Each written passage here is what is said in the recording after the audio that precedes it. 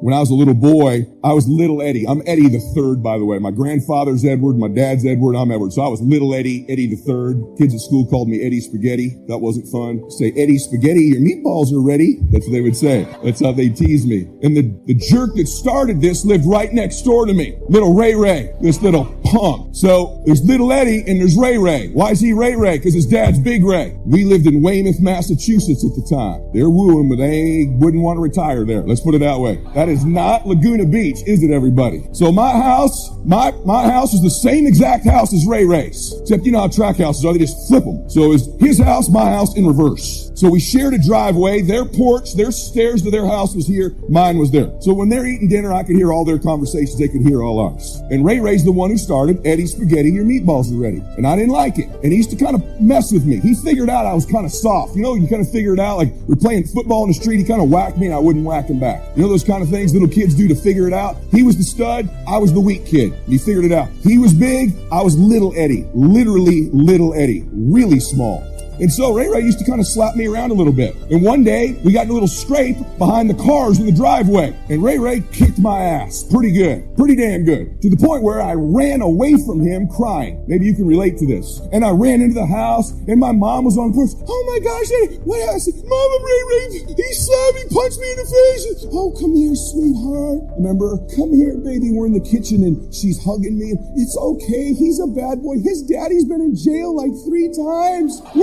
We're not that kind of family. They're mean, right? He's a bad man. I go, Mommy, he's a bad man. They're bad people.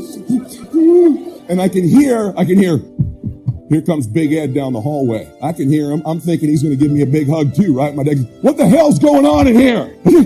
My mom turns around and says, this criminal next door, Ray Ray, has assaulted our son for the 400th time. That's what's going on here. Are you going to do anything about this? And my dad goes, get your hands off him. He goes, get over here. And he gets down at my level and he goes, look at me. You are leaving this house and you are going back over there and you are kicking his ass. You understand me? I'm like, no, Dad, he always kicks my butt. He said, you don't come back in this house until you kick his ass. You understand me? My mom, Ed, what are you doing? Debbie, stop it. I know what I'm doing here. Don't come back here till you beat him up. You understand me? Huh? Oh, okay, Daddy. And I walk out of the door and I walk over to their porch, which is like 3 steps from ours. And my dad's behind the screen. I see him in the kitchen behind our screen with my mom. My mom's crying. My dad's like, I got this, right? And I knock on the door, their screen, and Big Ray all tatted up, no shirt on. He's through the screen. What's up, Eddie? He said, Big Ray, my dad says I have to come over here and kick Ray Ray's ass or I can't come home for dinner. So, and Big Ray goes, I like that kind of party. Let's get it. I'm serious. I hear him at the door. Ray Ray, Ray Ray. That's how he yells. Ray Ray, get over here. Little Ray, little bulldog comes running up. Right? He goes, hey, little Eddie wants another piece. And little Ray Ray goes, let's do this. I'm like, oh crap. And we're walking down his stairs and I could see my dad in the screen over here. I'm like, oh my God. And I'll never forget this. The 2 cars were there. My dad's Datsun V210 orange hatchback and his dad's green Pinto flanked our estates right there in the driveway. Oil all over the driveway because Big Ray would change everything in the driveway. And we got up there and Big Ray goes, you get there, go. And Ray Ray came at me. And by some force of sheer blessing from God, I got this little dude in a headlock and I'm giving him, my dad used to give me noogies. Remember noogies? So I didn't really know how to hit him, but I'm noogieing the hell out of this kid's head. Noogies, just noogies. I'm ripping the hair off his damn head and I'm choking him. Noogies. I'm kind of looking back at the screen and see my dad. I got him, Dad. I got him, Dad. And so finally, I'm noogieing this kid to death. Literally can't breathe. And so finally, Ray's going, get him, Ray, get him, Ray. I'm hearing him yell, get him, Ray. I'm like, noogies. And I won't let him go. He's trying to squirm. And I'm like, boom. I'm kind of slapping him in the head. These little boys out there, right? And so finally, I kicked his ass, right? No. So Big Ray stops it. Big Ray pulls us off each other and he goes, Ray, he got you. Let's shake his hand. And we shook hands. And I walked home. My dad's like, now get in here. Let's make some spaghetti. Let's do this, right? So proud of me. See, thing about push-up is once you get started, it's difficult. But let's say by the grace of God, somehow you get 20 cranked out. And then you just keep on, and then you throw some prayer in the game, and the next thing you know, you got 40 knocked out. But you steady pressing. What you don't see is you developing a strength with that pressing. And then somehow you get to 70, and you look up, and everything on you shaking. Your teeth is cracking. Your eyes is busting out your head. You can't believe what's happening to you.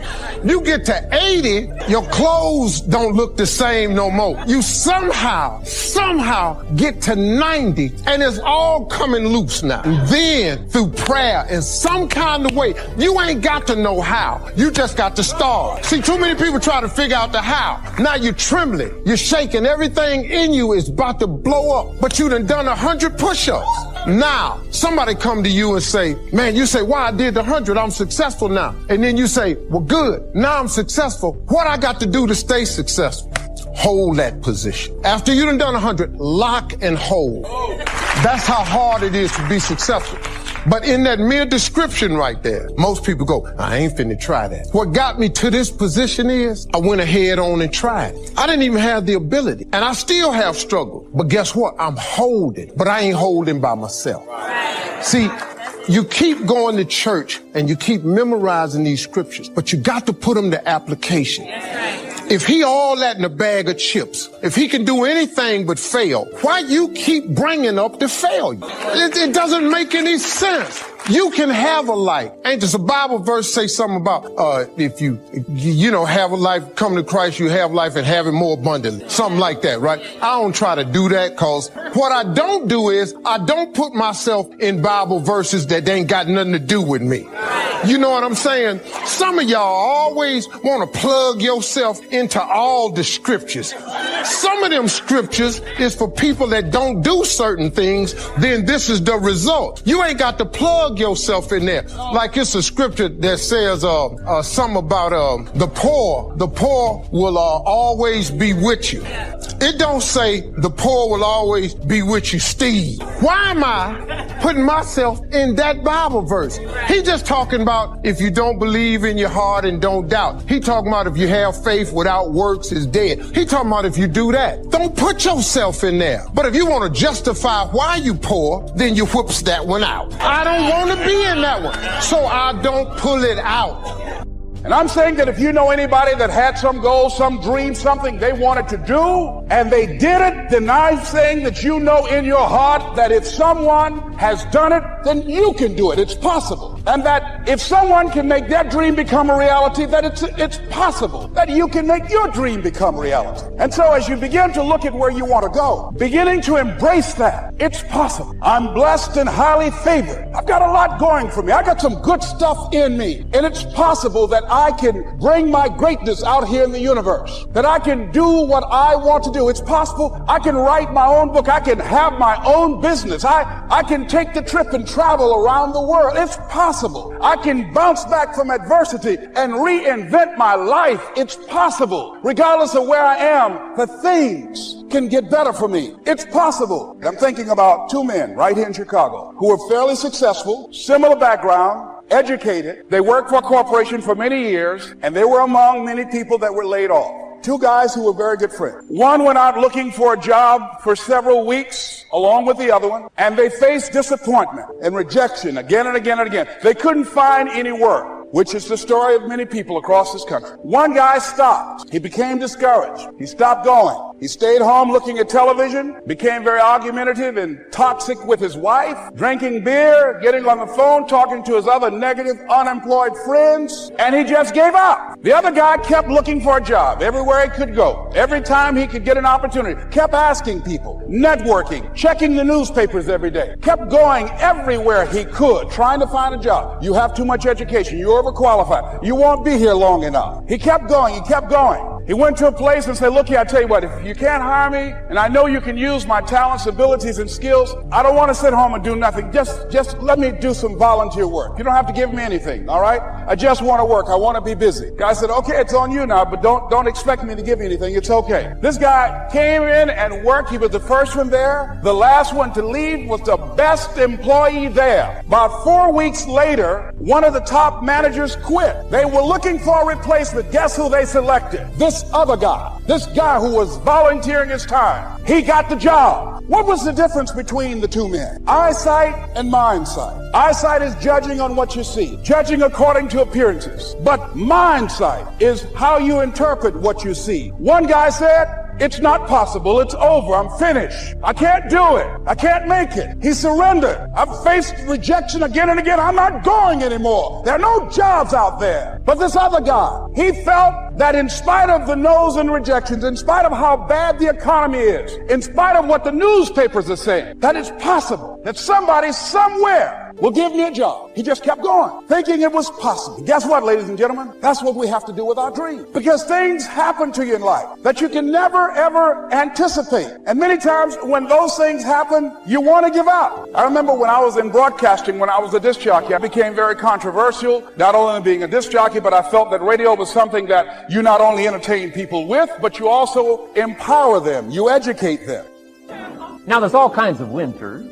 Not just the winter of the season, but there's all kinds of winter. Winter time, the down time, the discouraging time. One writer called it the winter of discontent. The winter when you can't figure it out, the winter when it all goes wrong. Economic winters, social winters, political winters, and personal winter. When your heart is smashed in 1,000 pieces, the nights are unusually long. It's called winter time. Barbra Streisand sings, it used to be so natural to talk about forever, but used to be's don't count anymore. They just lay on the floor till we sweep them away. You don't sing me love song. You don't say you need me. And you don't bring me flowers anymore. A song of winter. But hey, we're acquainted with all those winter scenarios. We've been through them all. Now the question is, what do you do about the winter? Well, you can't get rid of January by tearing it off the calendar. But here's what you can do with the upcoming winters of your life. The long ones, the short ones, the easy ones, the more difficult ones. Here's what you can do. Get wiser and stronger and better. Just make a list of that trio of good words. Wiser, stronger, and better. To challenge for yourself the upcoming winters of your life, don't you think you could read more? Pick up the scenario, pick up the books, pick up the cassettes. So I would put some stuff on cassettes so you can listen to it, put it in books so you can read it. Now putting it on video so you can see it. I'm telling you, anybody that wants to can get wiser. Next is stronger. Anybody can get stronger. If you're willing to do the push-ups, you can get stronger. If you're willing to put yourself through the paces, you can get stronger. Can you develop stronger skills? And the answer is yes. Start practicing, practicing, practicing. And you can get stronger. Can you get stronger in handling life situations? Of course. But you got to go to work on yourself. You can't blame out there wishing it was easier. Wish you were stronger. And here's the last one. Get better. Anybody can get better. Language, we can all get better. I've been lecturing now for 33 years, and I'm telling you, today versus 33 years ago, I'm better. First time I gave a talk, I stood up, my mind sat back down. I mean, I've been through that whole deal. Opened my mouth, nothing came out for a while. My knees are banging together, the sweat's pouring off my face, I'm shaking like a leaf. It's called terror, in case you haven't tried it. Those first attempts, but I'm telling you, I got through it, and I did it again, and I got through it, and I did it again, and I got through it. And now, of course, I can lecture for a few hours in one day. Anybody can get better. Develop the skill, okay? Handle the upcoming winter. Don't wish away the winters. That's called naive. Wish for the skills. Wish for the strength. Wish for the wisdom. Here's the second major lesson in life to learn. Learn how to take advantage of the spring. Uniquely enough, spring follows winter. And pray tell how often? 6,500 times. I mean, those are good odds. I'd gamble on it one more time. I mean, those are good odds. Every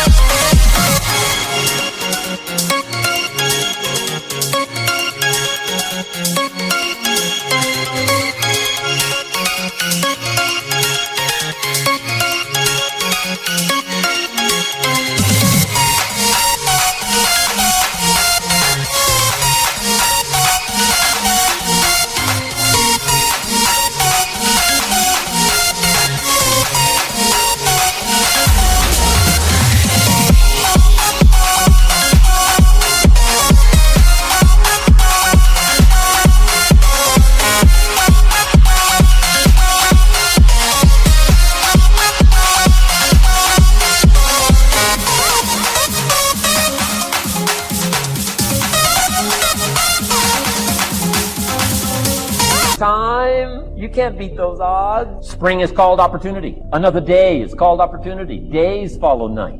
About that. And how often? Every day. But now here's what we must learn to do with opportunity. Underline 2 strategic words in that sentence. Take advantage. Just because spring comes is no sign you're going to look good in the fall. You got to take advantage of it. You got to do something with it. Read every book you can on what to do with your spring, what to do with your opportunities, what to do with your days, what to do with your chances. Don't miss the educational process. Don't miss the process of learning. To understand, opportunity keeps coming, but the key is taking advantage, taking advantage. Everybody in this room's got to learn to do one of 2 things. Plant in the spring or beg in the fall. And it doesn't mean you can't become a sophisticated beggar, but you don't need the reputation.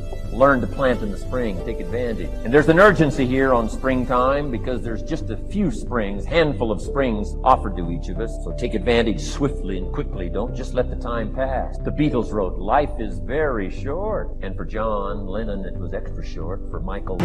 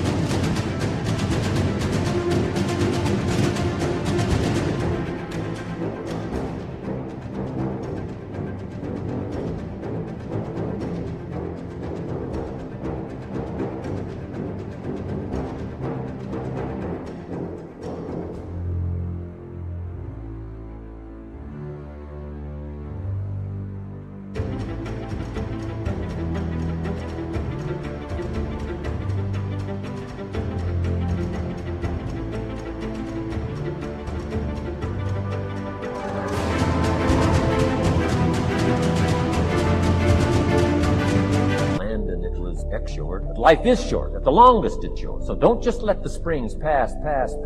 Take advantage. Seize the day. Seize the moment. Seize the opportunity. It's the key. Springtime. Life is fragile. Life is brief. Elton John sings she lived her life like a candle in the wind. It's fragile. It's brief. Whatever you're going to do, you got to get at it. Don't just let it pass away.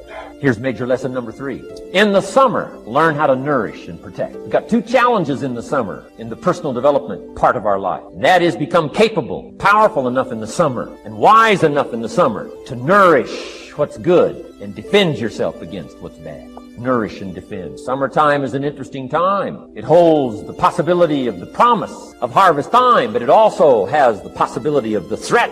Sure enough, as soon as you planted your garden, the busy bugs and the noxious weeds are out to take it. And let me give you another word of advice. They will take it unless you prevent it. Summertime is an interesting time. Best as I can describe summertime, you got to nourish your values like a mother. Nourish like a mother. Go after the threat to the values you've got like a father. Deal with the weeds. Kill the weed. Nourish the garden and kill the weed. That's called summertime. What a challenging time. Give life like a mother. Take life like a father. Summertime. You got to deal with the negative as well as the positive. Summertime is a unique, complex mix of positive and negative. Opportunity and threat. What a scenario of life itself. Opportunity and threat to the opportunity. And you got to deal with both. You got to think positive and you got to think negative. You got to handle what's ever out to threaten you. You got to learn to threaten it back. Summertime. Interesting time. Nourish like a mother. Defend like a father. You got to be like your bloodstream in the summer. Red corpuscles to what? Nourish. White corpuscles to what? Fight. You got to both nourish and fight. You got to nourish and be vigilant. White corpuscles think negative. You can't just think positive. We call you naive. Somebody says, well, I've been taught to be all positive. You'll be some kind of freak. You can't be all positive. Thank God for white corpuscles that think negative all day. Guess what white corpuscles are looking for all day? Problems, infection. White corpuscles say, just show me some infection, I'll kill it. Why? It's out to kill the body. It's out to kill our chances. It's out to kill our future. Whatever threatens us, we threaten. I'm asking you to take sword to your enemy. Whatever's out to threaten you, threaten your health, you got to threaten it back. Like white corpuscle. Kill what's evil. Nourish what's good. Love like a mother. Hate like a father.